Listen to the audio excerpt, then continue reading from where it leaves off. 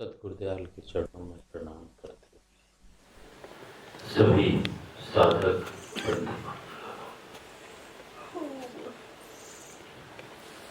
अभी हम सभी लोगों ने शब्दों का पाठ सुना। वो शब्द जो स्वयं हमारे महापुरुषों ने अनुभव किए और उनको अपने शब्दों में व्यक्त किया, उनको हम सब लोगों ने श्रवण किया। भजन के माध्यम से भी प्रयास किया है कि अपनी पुकार, अपनी बात उनके चरणों तक पहुंचे और उनकी कृपा से हम लाभान्वित हो सके। अग्रवाल साहब ने भी हुजूर मलिक साहब के कुछ वचन जो सार गर्भित है, अनुभव युक्त है और प्रेरणा के स्रोत है, उनको लिया और हम सब लोगों ने श्रवण किया। और भी प्रसंग अग्रवाल साहब ने लिए।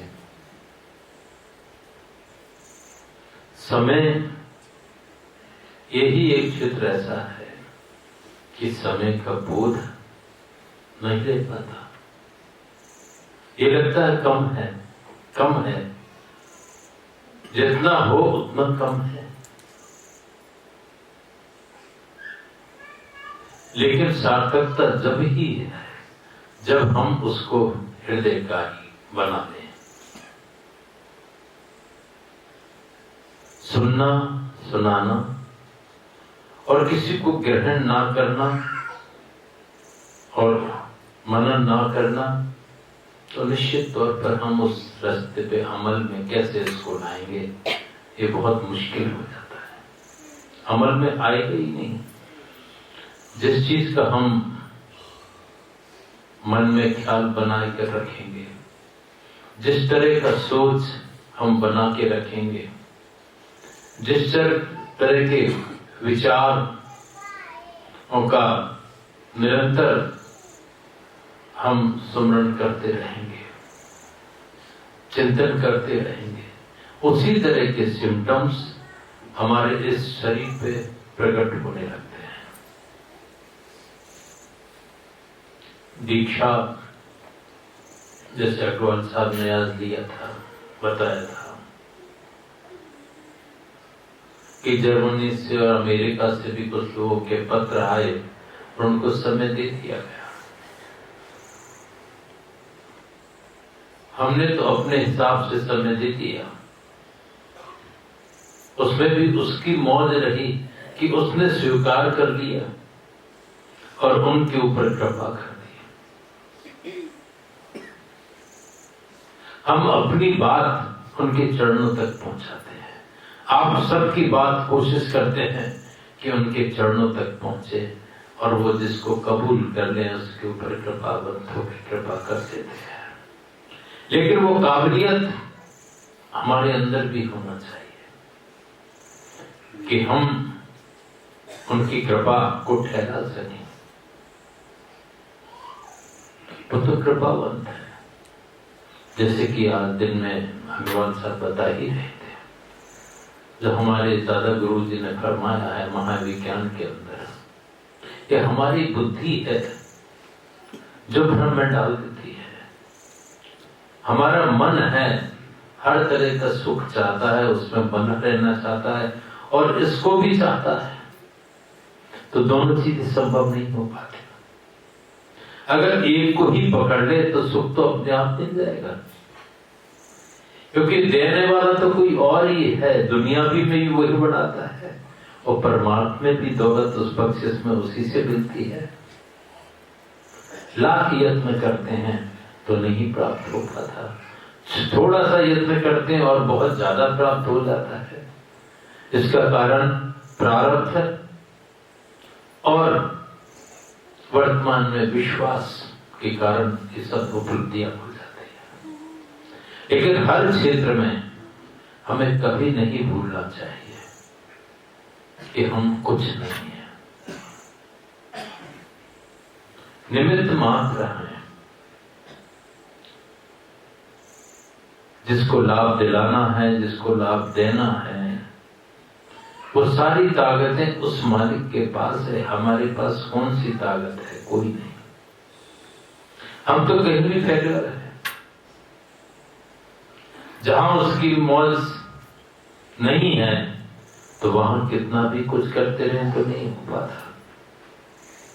उसको हमेशा हाजिर नाजिर हमें समझने की जरूरत है, और खास करके साधकों को बहुत जरूरत है। भुलावे में चल रहे हैं, भ्रम में चल रहे हैं, समझ नहीं पाते, और मन और बुद्धि के भ्रम में हम उसको भूल जाते हैं जिसकी ताकत से हम चल रहे हैं। वो तो उनकी भी पुकार सुनता है, उनके भी शब्द सुनता है जो असमर्थ होते हैं, निर्बल होते हैं, और उनकी पुकार उस तक पहुंच जाती है और उसकी भी रक्षा वो कर लेते हैं। हमारा सबसे बड़ा जीव ईश्वर में उसकी कृपा से हमें वंचित रखता है या अनुभव नहीं होने देता है, वो है अहंकार, जिसकी वशीभूत होकर के सारे विकारों से हम ग्रसित हो जाते हैं और उसको भूल जाते हैं जिसको याद रखना होता है। तो कैसे उसकी कृपा का अनुभव हमें होगा?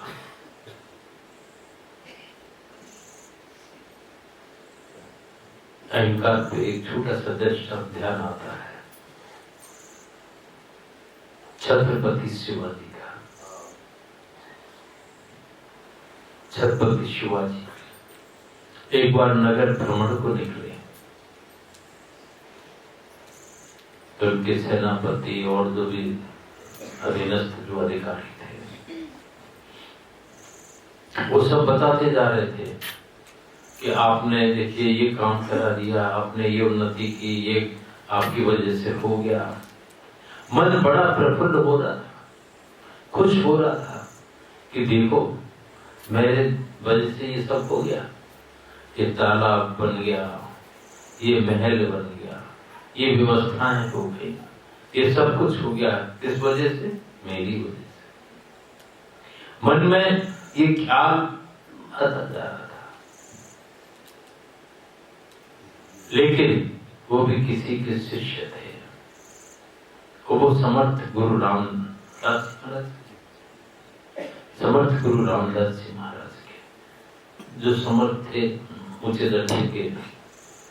जब ये वाकया छत्रपति शिवाजी के मन में बार बार उठ रहा था कि मैं अगर ऐसा नहीं करता तो ये नहीं हो पाता, और मैंने ये किया, मैंने वो किया, मैं चल रहा था मन में, और प्रसन्न हो रहे थे। उनको आभास हुआ कि ये तो गया, अपने मार्ग से भटक गया और भूल गया कि किसकी वजह से ये सब हुआ। उसको भूल गया और अपनी वजह ही समझने लगा। तुरंत कुछ शिष्यों के साथ जहां ये भ्रमण कर रहे थे, उसी के बीच में समर्थ गुरु रामदास जी पहुंच जाते हैं। समर्थ गुरु जब गुरु के सामने आ गए तो प्रणाम करना ही है। प्रणाम करते हैं छत्रपति शिवाजी। समर्थ गुरु रामदास जी पूछते हैं क्यों भाई, और क्या चल रहा है? ये सब महाराज ठीक है कि आपने तो बहुत तरक्की की, बहुत चीजें बना दी, ये सब कृपा है, शब्दों का हेर फेर है। उस समय चूंकि वो समर्थ गुरु सामने है तो कृपा है, बाकी तो हमारी कृपा से ही हो रहा था सब, जब तक वो नहीं थी।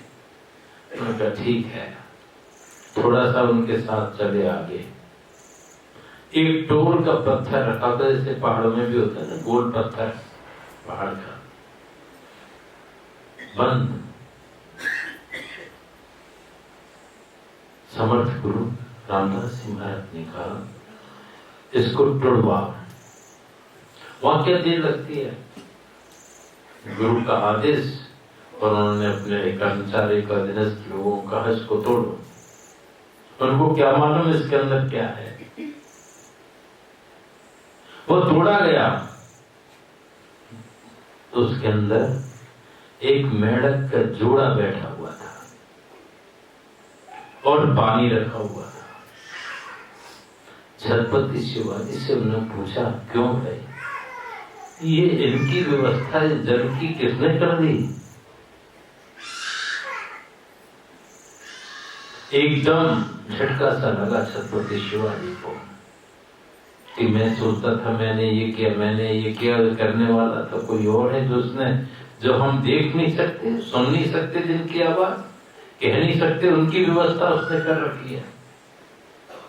एकदम उनको अपनी गलती का एहसास हुआ और समर्थ गुरु रामदास जी के चरण पकड़ लिए। उसी तरह से हम लोगों की दशाएं हैं, कुछ उपलब्धियां, कुछ चीजों में हम खो जाते हैं, लेकिन हमें निमित्त बनाया किसी युग उसने बनाया, बनाने वाला वही है। लेकिन उसको हमें कभी नहीं भूलना है, निरंतर उसके बारे में सोचना, चिंतन करना, नाम का सुमरण करना, ये जो हमारा काम है वो जरूर करते रहे, ताकि साधक की उन्नति उसी में है। और जब हम किसी को पुकारते रहेंगे तो वो अपने आप फिक्र करेगा, दुनिया भी संभालेगा, परमार्थ तो है ही है संभला हुआ उसकी कृपा से।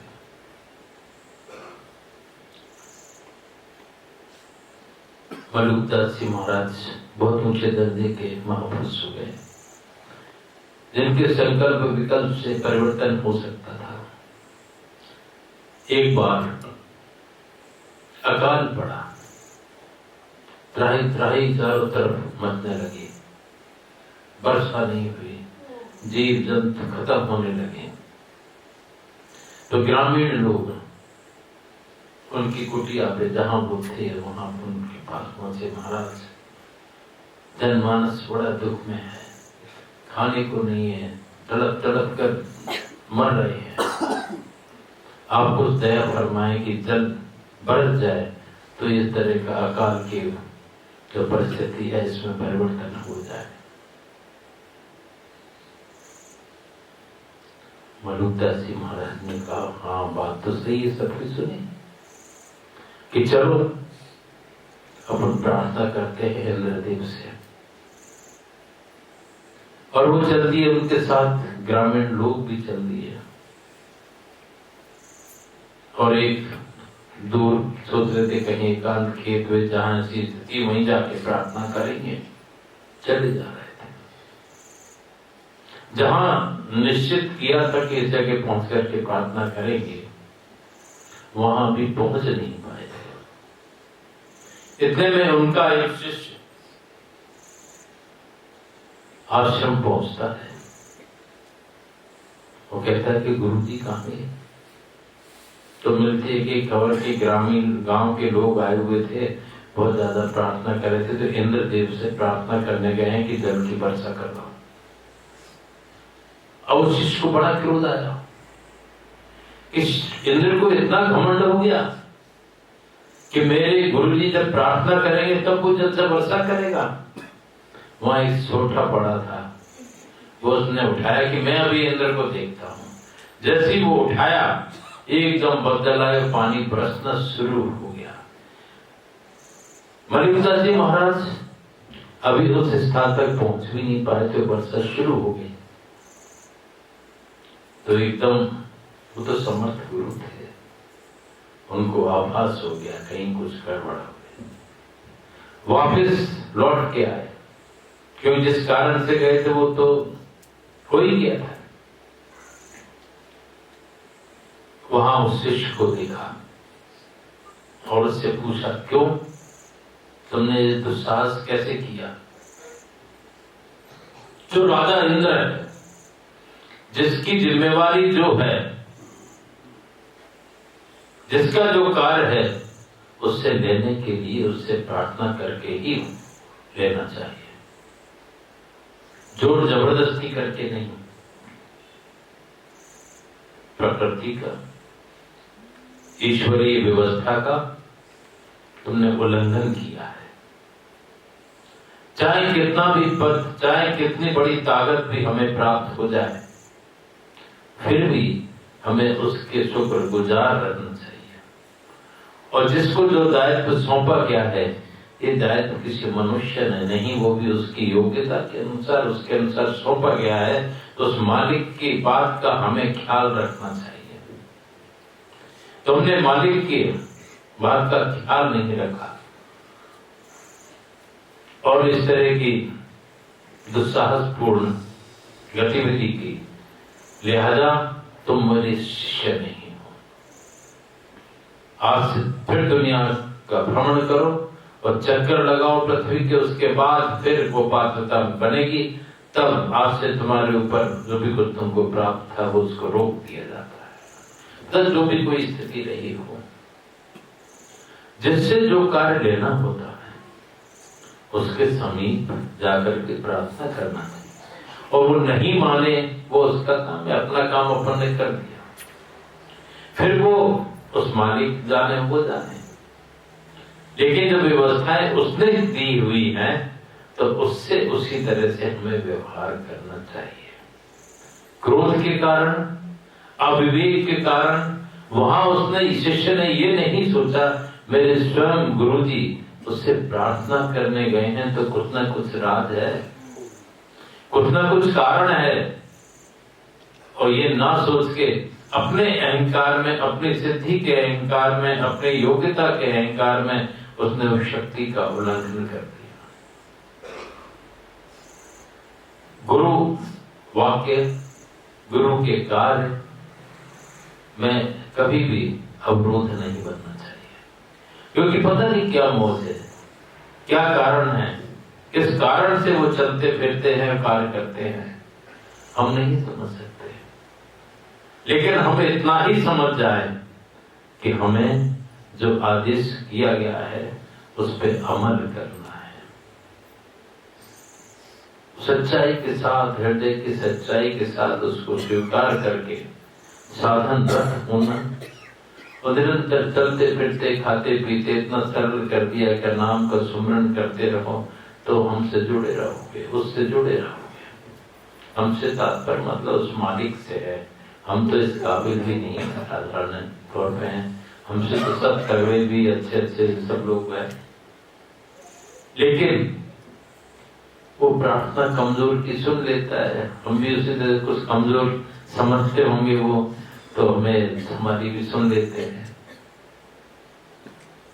और जोड़ने का काम भी उन्हीं का है, लेकिन उसको हम माने समझे चले तब तो है। तो हमें इस क्षेत्र में अपने आप को समझना चाहिए, सोचना चाहिए और आगे बढ़ना चाहिए, क्योंकि वो सब कुछ जानी है, हम अनजानी हैं, उसी में गलतियां हो जाती हैं और हम उसकी कृपा से वंचित हो जाते हैं। अभी गुरुजनों की बात चली कि वो कई बार वर्णन भी आ जाता है, हमारे अंदर बहुत धोखे हो जाते हैं, हमारी समझ में बहुत धोखे हो जाते हैं। एक महापुरुष हो गए हैं मौलाना रूम, उनके साथ एक किस्सा है तोता वाला कि एक पंसारी के यहाँ एक तोता पाल रखा था। वो बड़ी बड़ी मीठी मीठी बोली ग्राहकों से बोला करता था, तो ग्राहक उसकी बोली सुनकर के और ग्राहक ज्यादा बढ़ते थे, उसकी अच्छी बिक्री होती थी। एक दिन वर्षों से चल रहा था, एक दिन किसी कारण से वो उड़ा उड़ करके जहां बादाम रोगन की शीशियां रखी थी उनसे टकरा गया, तो एक शीशी नीचे गिर गई और वो टूट गई और बादाम रोगन फैल गया। इतने में वो सेठ जी आए, उन्होंने देखा कि अरे बादाम रोगन बहुत महंगा हुआ करता है, उसे फैला दिया, उसने तोड़ दी। गुस्सा आ गई इसको, क्या कहते हैं, धौल चपट या कुछ मतलब ऐसी मारी कि उसके सिर के बाल गायब हो गए, उड़ गए, मतलब सब उसके चोट से जो है। अब उसने बोलना बंद कर दिया, तरह तरह की बोलियां, तरह तरह के ग्राहकों से बात करना सब बंद कर दिया। बहुत टाइम हो गया वो बोलते नहीं, चुपचाप बैठा रहता। एक दिन कोई साधु वहां से निकल रहे थे, उसका ध्यान उनकी तरफ चला गया। जैसे कि आजकल अधिकतर साधु लोग शायद मुंडन करा लेते हैं, सिर पे बाल उस तरह से नहीं चलते हैं, वो ऐसे ही निकल रहे थे। तो एकदम बड़ी जोर से बोलने लगा कि इस साधु या जो भी शब्द कहो, क्या तुमने भी बादाम रोगन की बोतल गिरा दी थी जिससे तुम अब बड़े सब लोग वहां से हंसने लगे। ये भ्रम हो जाता है, उसकी काबिलियत, उसका सोच, उसने उन महात्मा को भी अपने जैसा समझ लिया, जबकि बहुत अंतर होता है। वही वृत्ति हमारे अंदर आती और उन धोखा कर जाते हैं। साधु महात्माओं की करनी रहनी में बहुत अंतर होता है। कह देते हैं ये भी खाते हैं हम भी खाते हैं, ये भी पीते हैं हम भी पीते हैं, ये भी जो कुछ करते हैं हम भी करते हैं, तो क्या अंतर है? फर्क इतना है, उनके खाने पीने से नूर प्रकट होता है, हमारे खाने पीने से गंदगी प्रकट होती है। उनकी हर चीज से ईश्वर की सत्ता जुड़ी रहती है और उनके कार्य हुआ करते हैं, और हमारी सब चीज से दुनिया जुड़ी रहती है, हमारे ख्याल जुड़े रहते हैं और दुनियावी शारीरिक तौर पे व्यवस्थाएं जुड़ी रहती है। उनका सर कार्य करते हुए भी उससे अलग होते हैं। अलग होने की बात पे एक किस्सा और याद आ गया। ऐसे छोटे छोटे किस्से याद हो गए, बाकी तो सब अग्रवाल साहब के जरिए वो हो ही जाता है। किस्से कहानी हम सुना देते हैं। एक किस्सा ध्यान आता है, राधा जी ने जो भगवान कृष्ण के अनन्य भक्त थे, एक बार व्रत रखा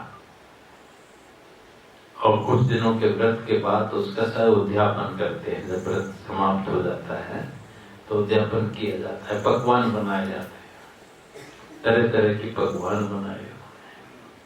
उनकी इच्छा हुई कि पकवानों का भोग किसी महापुरुष लगा ले कोई, तो हमारे जो व्रत था ये सफल हो जाएगा। और ये सोच करके उन्होंने भगवान कृष्ण से कहा कि आप कोई महापुरुष हमें बता दें तो अच्छा होगा, उनको हम भोग वो लगा लेंगे तो हमारा व्रत सफल हो जाएगा। कृष्ण अपनी जगह थे, तो राधा जी ने जब ये कहा, उनका ठीक है, जमुना के उस पार दुर्वासा मुनि जी विराजते हैं, आप जाकर उनको भोग ये थाली दे जाओ, वो ग्रहण कर लेंगे, बहुत ऊंचे दर्जे के महापुरुष है, क्योंकि भगवान कृष्ण ने कहा था। और वो उनका ठीक है। फिर राधा जी को ख्याल आया जमुना के उस पार है, बीच में तो जमुना है, उस पार कैसे जाएंगे? तो भगवान कृष्ण से उन्होंने पूछा कि जमुना के पार कैसे जाएंगे? अरे उसमें क्या है, जमुना से जाकर के कहना कि जो कभी किसी स्त्री के साथ नहीं रहा है उसने आज्ञा दी है कि रास्ता दे दो।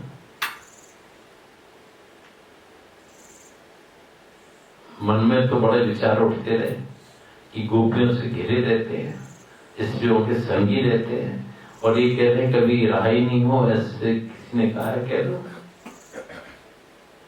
यमुना के पास पहुंचे और ये कहा तुरंत यमुना जी में रास्ता हो गई। वो उस तरफ गई, दुर्वासा मुनि जी के पास पहुंची।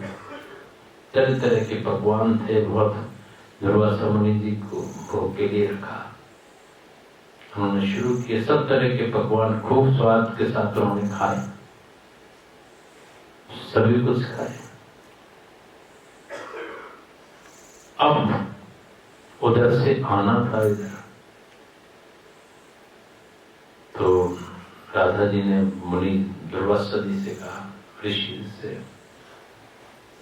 कि महाराज उधर से तो मैं आ गई, पर इधर से कैसे जाऊंगी? मेरे निकलने के बाद वो रास्ता तो गायब हो गया जिसके जरिए मैं आई थी। तो दुर्वासा मुनि ने पूछा कि उधर से कैसे आई? तो उन्होंने कहा भगवान कृष्ण ने ऐसे से कहा, मैंने कहा और उन्होंने रास्ता दे दिया। अरे तो कौन सी बड़ी बात है, इधर से कह देना। जिसने कभी कोई अन्न का दाना ही ग्रहण नहीं किया है उसने आदेश दिया रास्ता दे दो।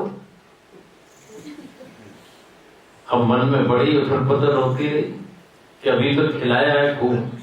वे कह रहे हैं कि जब यमुना के पास पहुंचे, यमुना से कहा कि जिससे अन्न का दाना ग्रहण नहीं किया है उसने कहा रास्ता, तुरंत यमुना में रास्ता बन गया और वो उधर पहुंच गई। तो राधा जी कहती हैं, दो ठगियन बिच एक ठगनी। दो ठगियन मतलब कृष्ण और दुर्वासा मुनि, दो ठगियन बिच एक ठगनी, जैसे ठगिया वैसी ठगनी। मतलब जैसा उन्होंने कहा वो मान लिया, उन्होंने कहा वैसा मान लिया, और दोनों ठगे और ये ठगनी है, क्योंकि उसको खूब खिलाया था और ये घिरे रहते हैं। कैसे ये सब? भगवान कृष्ण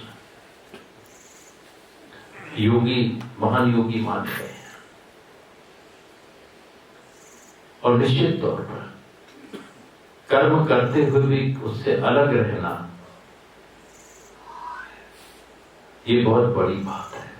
और ये महापुरुषों की बात है, अपन जैसे साधारण मनुष्यों की बातें नहीं है। लेकिन वो ध्यान आ गया कि उनकी दशा ऐसी भी रहती है, हमारी बुद्धि से परे रहती है। अब जैसी भी जिसकी रहती हो, लेकिन हमें एक विश्वास के साथ साधना में लगे रहना चाहिए और उसके ऊपर ही ध्यान दें। समय जात न लागत बारा, समय निकलते देर नहीं लगती। गोदी में खेले, फिर बड़े हुए, फिर बड़े हुए, फिर बड़े हुए, और अभी भी लगता है कि कभी ऐसा हुआ होगा कि गोदी में खेले हो जैसा बड़े बड़े हैं। विश्वास नहीं होता है, लेकिन वो सृष्टि का क्रम है और उस क्रम के अंतर्गत हम चल रहे हैं। उसका भेद तो वही जानते हैं, और हमारी आयु का मापदंड भी उस परमात्मा के पास है, ना किसी डॉक्टर के पास, ना किसी हकीम के पास, ना किसी के पास।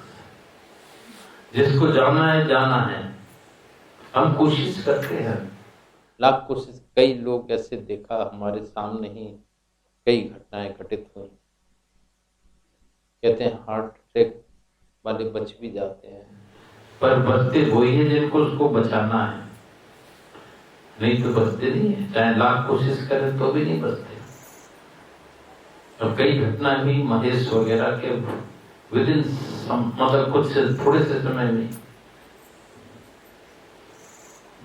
तो हमें समय की कीमत समझना चाहिए। अपना सा प्रयत्न ठीक है, अपनी सी कोशिश ठीक है, और पर सबसे बड़ी कोशिश, सबसे बड़ी कृपा के लिए हमें जिज्ञासा और प्रेम और प्रेम अपने अंदर जागृत करना चाहिए। जिन भक्तों के प्रति ईश्वर ने सदैव साथ दिया है। भक्त नरसिंह मेहता, जिनका कि अभी जिक्र आया था भजन के अंतर्गत, कि सारा काल उनका संभालते थे, पर नरसिंह मेहता तो हम लोग हैं नहीं, ऐसे भक्त उच्च कोटि के हम लोग हैं नहीं। अगर उच्च कोटि के हो जाएंगे तो वो काज हमारा भी संभल जाएगा। सूरदास जी, संत तुकाराम जी, भक्त मीराबाई, अगर तुलना करें जैसे वो वैसे हम, तो कहीं नहीं लगेंगे, क्योंकि वो सर्वस्व जिन्होंने न्योछावर कर रखा था। न्योछावर का मतलब ये नहीं कि अपने आप को त्याग दिया था, जग में रहते हुए उसको ही महत्व दिया और विरह और प्रेम में खोए रहे। सूरदास जी चले जा रहे थे, क्योंकि सूरदास जी थे। एक अंधा कुआ, तो उसमें गिर गए। जैसे गिरे तुरंत ईश्वर भगवान कृष्ण या जिस रूप में भी वहां प्रकट हुए और उनको बाहां पकड़ के बाहर ले आए, बचा लिया। अब बांध छोड़ के जाने लगे तो सूरदास जी कहते हैं पहचान तो गई हो, क्योंकि ऐसे भक्तों की अंतर की आंख भी खुली रहती है और अंदर से उसका अनुभव हो जाता है कि क्या स्थिति है। जब वो छोड़ के जाने लगे तो सूरदास जी कहते हैं बांध छुड़ाई जात हो निबल जान के मोए, हृदय से जब जाओगे मर्द बदूंगो तो। वो उनकी बात है कि उन्होंने अपने हृदय रूपी मंदिर में उनको बसा रखा है, और यही कारण होता था कि हर जगह उनके सहायक होते थे। ऐसी कई घटनाएं घटित होती रही हैं और होती ही नहीं रही हैं, आज भी हो रही हैं। और महापुरुषों को जिन्होंने जाना पहचाना लाभान्वित हो गए, जिन्होंने जाना पहचाना नहीं बाद में सुना तो उस तरह की स्थिति बनी, उस तरह लेट हो गए, फिर जन्मों का फेर पड़ जाता है। कबीर साहब, गुरु नानक साहब समकालीन थे शायद, क्योंकि जो घटना जो जिक्र आता है उससे लगता है कि समकालीन हो गए। एक बार दोनों में बातचीत हुई, उन्होंने खबर उनको भेजी, उन्होंने उनको भेजी कि कुछ चर्चा करना है तो अपन कहाँ पे मिले। कबीर साहब को गुरु नानक साहब ने तय किया फलाने तालाब या नदी के किनारे मिल जाएंगे। जो मैसेजर था उसने जाके उनकी खबर उनको, उनकी खबर उनको, ठीक है ऐसा ऐसा कहा है। और इधर शिष्यों में भी खबर फैल गई कि आज तो बहुत बड़े महापुरुष दोनों मिलने वाले हैं, तो निश्चित तौर पर कोई ना कोई दौलत, कोई ना कोई खजाना हमको भी मिलेगा। तो दोनों की चर्चा हुई, कुछ ना कुछ हमारे लिए भी निकलेगा। और ये सोच करके सब उनके शिष्य उनके साथ, इनके शिष्य इनके साथ चल दिए, नदी किनारे पहुंचे। कबीर साहब अपने शिष्यों के साथ किनारे पे खड़े हैं, गुरु नानक साहब अपने शिष्यों के साथ दूसरे किनारे पे खड़े हैं।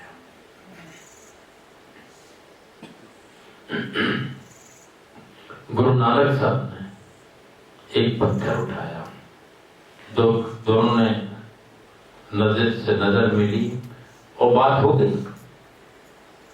और ये लोग देख रहे हैं कि आखिर हो क्या रहा है। एक पत्थर उठाया और नदी में डाल दिया। इधर कबीर साहब ने भी एक पत्थर उठाया और नदी में छोड़ दिया। गुरु नानक साहब उधर लौट गए, कबीर साहब इधर लौट गए। जो उत्सुकता थी शिष्यों के अंदर वो बुद्धि से परे की हो गई। तो सोच के गए थे जाने क्या खजाना मिलेगा, चर्चा होगी, ये होगा वो होगा। अब दोनों के शिष्यों ने बहुत आग्रह किया, महाराज हम तो समझ नहीं पाए लेकिन इसका क्या अर्थ हुआ। गुरु नानक साहब के शिष्यों, गुरु नानक साहब ने कहा,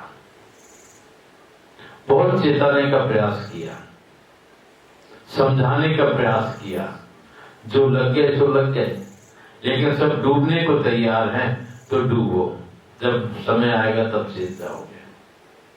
ऐसे ही वही उत्तर कबीर साहब का अपने शिष्यों को। साधु महात्मा हमेशा चेताने के लिए आते हैं, समझाने के लिए आते हैं और सही रास्ता दिखाने के लिए आते हैं, पर चलना तो हमें स्वयं पड़ेगा। किसी ने पथ बता दिया कि इस रास्ते से जाओ, चलोगे मंजिल तक पहुंच जाओ, और यहां खड़े खड़े सोचते रहे, जैसे हम ही लोग सोचते रहते हैं हिमाचल जाना है, हिमाचल जाना, तो हिमाचल तो नहीं आ पाते। तो ये सब चीजें जो साधना का मार्ग है, जो सद्गुरु की कृपा से अमूल्य निधि हमको प्राप्त हुई है और विश्वास के साथ चलने की है, कि जब विश्वास होता है, श्रद्धा होती है, लगन होती है, तो उस परमात्मा के हम कृपा के पात्र बन जाते हैं। चलना तो पड़ेगा ही, और विश्वास के साथ, श्रद्धा के साथ जो नाम मिला है उसका हम निरंतर जाप करें, अपना सोचा हुआ जो भी कार्य है उनके चरणों में प्रार्थना कर दें। जब समय होगा, उचित समय आएगा, निश्चित उनकी कृपा से वो सब कार्य संपन्न हो जाता है। लेकिन जो हमारे लिए है वो हमें देखना है और चलना है, उसका प्रयत्न अवश्य करें, क्योंकि निरंतर कई स्थितियां परिस्थितियां नहीं बन पाती हैं। आना जाना, क्योंकि दुनिया के जो भी कर्तव्य हैं उनका पालन करना भी हमारा परम कर्तव्य है, और उससे भी बड़ा आत्म कल्याण का मार्ग जो हमें सद्गुरु ने दिया है उसको भी निभाना उससे ज्यादा आवश्यक है। लेकिन उसको अंदर से निभाएं और बाहर से अपने कर्तव्यों का पालन करें तो निश्चित तौर पर एक ना एक दिन उनकी कृपा होगी और वो हमें अपना लेंगे और हमारा काम बन जाएगा। पर ये विश्वास होना चाहिए, दृढ़ता के साथ, स्थायित्व हर चीज में होना चाहिए, भाव में, क्योंकि भाव में अगर स्थायित्व नहीं है, विश्वास और श्रद्धा में उसका फर्क पड़ जाता है। भाव अगर हमारा स्थिर है और विश्वास है तो निश्चित तौर पर हम उस काबिल बन जाते हैं कि उनकी कृपा हमारे ऊपर बरसने लगती है। भक्ति भाव भादव नदी सभी चली गहराए, सरिता सोई सराइये जेठ मास ठहराए। कैसी भी स्थिति परिस्थिति पारिवारिक दायित्व निर्वाह करने में या दुनिया के किसी कार्य को करने में आती है तो उसकी परवाह नहीं करना चाहिए, उसके ऊपर सोच लेना चाहिए उनकी मौज ऐसी है, अपने स्तर पर उसको निपटाना चाहिए। और आत्म कल्याण का मार्ग जो उन्होंने बख्शिश में हमको बताया है उसके लिए प्रार्थना करना चाहिए, और उस वो मिलेगा, उनकी कृपा मिलेगी तो हमारा पारिवारिक दायित्व भी सकुशल निभ जाएगा, और वो दायित्व भी जो वास्तविक है, जो हमें इस नरी शरीर प्राप्त होने पर जो मिला है, वो भी उनकी कृपा से सहज में हम उससे लग सकेंगे और उनकी कृपा से लाभान्वित हो सकेंगे। क्योंकि हर वर्ष की भांति इस बार तो 1 महीने पहले आ गए हैं, अभी तो 1 महीना था वैसे, लेकिन जब भी भेज दिए गए, जब भी आ गए, उसको महत्व दें और अपनी लगन के साथ उस मार्ग में लगे। अभी कई जगह से खबर बराबर आ रही है, 1-2 दिन में फोन आ जाते हैं गुजरात से और वो बड़े पहली बार जुड़े और गुनाह के कार्यक्रम में पूरी बस लेकर के गुजरात से आए और वो जुड़ गए। अभी 7-8 लोग आग्रह करने आए थे कि आप गुजरात का बना दीजिए, हम सबकी बहुत इच्छा है, लेकिन हम भी किसी के अधीनस्थ हैं और मालिक की जब मौज होगी वो बन जाएगा। लेकिन उसके लिए जिद करना या उस तरह से कि हमें जाना है, इनको जाना है, उनको जाना है, बिल्कुल उनकी तरफ से इनवाइट है सब और पहुंचना चाहिए। जिस तरह से जो साधन के जरिए पहुंचने के प्रयास करें, जब भी बनेगा प्रोग्राम, कह नहीं सकते कब बनेगा, और अगर संभव हुआ तो साथ भी जा सकते हैं, लेकिन कह नहीं सकते क्योंकि अब सफर बहुत लंबा है, करीब 1300-1400 किलोमीटर का सफर रहता है और बाय रोड बहुत टाइम भी लगता है, बड़ी व्यवधान भी रास्ते में आने की संभावनाएं रहती हैं, कहीं जाम है, कहीं कुछ है, तो जो टाइम उनको मिलना चाहिए उतना टाइम उनको नहीं मिल पाता, पर लेट होते हैं, कहीं कुछ होते हैं, कहीं कुछ होते हैं, तो वो व्यवस्थाएं जो करते हैं इतनी दूरी पर जा करके तो उसमें बदलाव आ जाता है। कोशिश ये रहे कि जब भी बने, जब देखते हैं, अभी पता नहीं कब बनेगा, अभी लोग बता रहे थे कि वहाँ सर्दी कम पड़ती है, तो सर्दी कम पड़ती है तो फिर यहाँ सर्दी ज़्यादा पड़ती है, हमारे यहाँ भी ज़्यादा पड़ती है, तो ऐसा कुछ करें कि सर्दियों में, पर उनको व्यवस्था करने में तकलीफ नहीं होना चाहिए जहाँ हमें जाना है, क्योंकि उनकी स्थिति परिस्थिति ऐसे सक्षम लोग नहीं दिखे थे वो जितना सोचते थे, लेकिन फिर भी वो जनसेवा और के कार्य बहुत करते रहते हैं। हर साल कुछ ना कुछ बच्चियों की शादियां करना, उनकी जो समिति है, गरीब खाने वगैरह की शायद 200-300 पता नहीं कितने लोग, 250 लोगों का भोजन रोज कराते हैं लोग मिलकर के, रोज डेली। बल्कि भोजन की दूसरी व्यवस्था भी रखते हैं, जैसे परिवारों का पता कर लेते हैं कि फलाने परिवार के पास ऐसी दशा नहीं है कि भोजन बन पाए, तो वहां जाकर उनके वॉलंटियर्स भोजन की व्यवस्था करते हैं, वहीं उनको खिलाते हैं। चिकित्सा के क्षेत्र में भी वो लोग बहुत आगे बढ़े हुए हैं, चिकित्सा की सुविधा भी वो ऐसे परिवारों को वहीं जाकर के देते हैं, और कंबल वगैरह ये वो, तो वहाँ पे शायद ज़्यादा सर्दी नहीं पड़ती है, मौसम ऐसा नहीं होता है, लेकिन जो आवश्यकताएं हैं उस क्षेत्र में गरीबी बहुत बहुत पीड़ित रहते हैं। हर बार तो कहीं बाढ़ आ जाती है, कहीं कुछ हो जाता है, स्थितियाँ बिगड़ती बनती रहती हैं, तो वो लोग कार्य ऐसे सेवा कार्य करते रहते हैं। उनकी जो समिति है, सोसाइटी है, इसमें कुछ ही लोग हैं जो करते रहते हैं और बराबर कर रहे हैं। ये नहीं सोच रहे कि हम ये करें इससे हमें ये मिले, ये सोच के नहीं, सेवा भाव से करें। और ये होना भी नहीं चाहिए कि अपन चाहें कि ऐसा हम कर दें तो हमको ऐसा मिल जाए, ऐसा वो तो होनी नहीं चाहिए। बस मिले तो उसकी दौलत मिल जाए, उसकी कृपा रूपी दौलत मिल जाए, उसका प्यार मिले, ऐसी पात्रता अपने अंदर बनना चाहिए। और अपन भी एक प्रेम रूप में ऐसा व्यवहार, ऐसे स्थिति सदा अपनी बनी रहे, ये भी कोशिश करना चाहिए। मानव सेवा से बढ़ के कुछ नहीं है। अपने लिए तो सभी जीते हैं, पशु पक्षी सब अपने बच्चों का ख्याल रखते हैं और दाना लाते हैं, पक्षी दूर दराज क्षेत्र से घोंसले में इकट्ठा करते हैं, परवरिश करते हैं। पशु भी ध्यान देता है, गाय भैंस वगैरह दूध की व्यवस्था रहती है, उनको प्रदान करते हैं। हर एक मनुष्य ऐसा है जो सब कुछ समझ सकता है, देख सकता है, चल सकता है, हर मार्ग को वो समझता है, देखता है, चलता है, जान सकता है। लेकिन मनुष्य भी अगर वहीं तक सीमित हो जाता है तो फिर उनमें और मनुष्य में क्या अंतर रहा? वो दूसरों की मानव भी जिस तरह की स्थितियां हैं उनका दुख दर्द दूर करने की सामर्थ्य अगर है तो मनुष्य में है।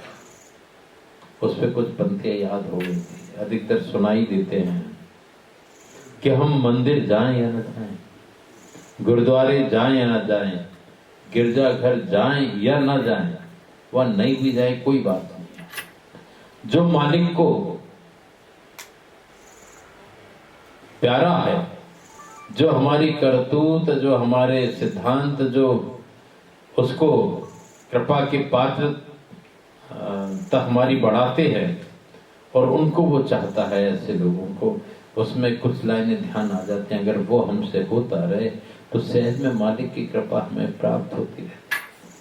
मालिक की कृपा जिद से नहीं मिलती, मालिक की कृपा सरलता से मिलती है, प्रेम से मिलती है, विरह से मिलती है, पुकार से मिलती है और उसकी आवश्यकता होती है। वहां तर्क कुतर्क की कोई गुंजाइश नहीं होती। उसमें कहा इबादत है पूजा, इबादत है किसी नाशाद का दिल शाद कर देना, इबादत है किसी बेकफन का कफन उड़ा देना, इबादत है किसी बेकफन को कफन उड़ा देना, इबादत है किसी बर्बाद को आबाद कर देना, और इबादत है किसी दर्दमंद का दर्द बटा लेना। ये पूजा में शामिल है, ये सच्ची इबादत है। अगर मानव शरीर हमें मिला है, नर शरीर हमें मिला है, तो हम इस तरह के कार्य कर सकते हैं, समझ सकते हैं और चल सकते हैं। और नेकी कर कुएं में डालना, उसमें यह भी नहीं होना चाहिए कि हमने इसके साथ ऐसा किया तो इसको हमारे साथ भी ऐसा करना चाहिए था। ये भावनाएं आना भी नहीं चाहिए साधकों के पास। जो किया सो किया और भूल जाना चाहिए, फिर वो उसका काम है।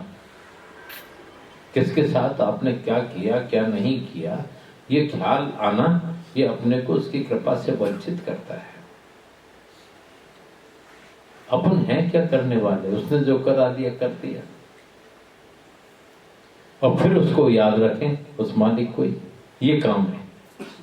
अपना उन चीजों को याद ना रखें कि हमने इसके साथ किया, हमने उसके साथ किया, इसके साथ हमने ये करते हैं और देखो वो हमारे साथ कुछ नहीं करता, हमारा ख्याल नहीं रखता, कुछ समझता ही नहीं है। ये चीजें अपने साधकों के अंदर नहीं आना चाहिए। ये इससे बिगाड़ होता है कि हम मालिक को तो भूल गए, उन्हों को याद रखें दिन और उनसे अपेक्षा करते हैं कि ये भी हमारे साथ ऐसा करें। हमने अपना कर्तव्य किया, हमने परोपकार किया तो किया, हमने जो भी कुछ किया किया, और उसको भूल करके हम मालिक का नाम भूल करके उनका जाप करना शुरू कर दिया, तो हम तो फंस गए और उनका काम बन जाता है। हमारे पुण्य जो है उनको पहुंच जाते हैं और हम फंसे के फंसे रह जाते हैं। साधकों को रहीमन दास जी का जैसे वो कुछ एक छोटा सा ध्यान आता, रहीमन दास जी बहुत दान किया करते थे। सुबह से बैठते थे, उनके पास कपड़े और अनाज सब रखा रहता तो देते रहते थे, जो भी आया दे। तो ऐसे भिक्षुकों की लाइन वहां लगी रहती थी। तो एक बार किसी ने कह दिया उनसे, लेकिन उनकी निगाह नीचे रहती थी, हमेशा झुकी रहती। वो किसी की तरफ ज्यादा देखते नहीं थे, बस दिया और बस। कि किसको दिया, कौन को दिया, कैसे किया, हमने ये किया, वो सवाल ही नहीं था। तो रहीमन दास जी से पूछा एक ने कि आप इतना दान करते हैं, इतने बड़े दानी हो, और किसी की तरफ देखते भी नहीं हो, निगाह आपकी झुकी रहती है। रहीमन दास जी ने कहा, देनहार कोई और है, देनहार कोई और है, भेजत है दिन रैन, और लोग भरम मोपे करें, दासो नीचे में। कि वो तो कोई और है मुझे मालूम है, लेकिन लोगों की नजर में मैं आता हूं। मुझे चूंकि मालूम है इसलिए मेरे नेत्र नीचे रहते हैं कि लोग भ्रम में पड़े हुए हैं कि मैं दान कर रहा हूं, वो तो वही है भेज रहा है जो, तो मैं कर रहा हूं, नहीं भेजेगा तो कहां से करूं। तब उसकी कृपा है। हमें उसको याद रखना है, उसकी कृपा को याद रखना है। उसने हम सबको जोड़ा है और जो साधना बख्शिश में दी है उस तरह से उन शब्दों की कदर करें, उनके उपदेशों की कदर करें। जब हम उपदेशों की कदर करेंगे, शब्दों की कदर करेंगे, हर चीज में श्रद्धा विश्वास के साथ देखेंगे, तो निश्चित है कि उनकी कृपा के हम पात्र बने रहें। हम भी प्रार्थना करेंगे हुजूर से, सतगुरुदयाल से, कि सदैव, क्योंकि जीव निर्बल है, भूल जाता है, भ्रम में पड़ जाता है कभी कभी, क्योंकि जो चीजें उसके अंदर मौजूद हैं उजागर हो जाती हैं, पर्दे आ जाते हैं। तो ऐसे निर्बल जीवों के ऊपर कि उनको सद्बुद्धि मिले और वो सच्चे बन सकें और सदैव आपके कृपा के पात्र बने रहें, उनके ऊपर कृपा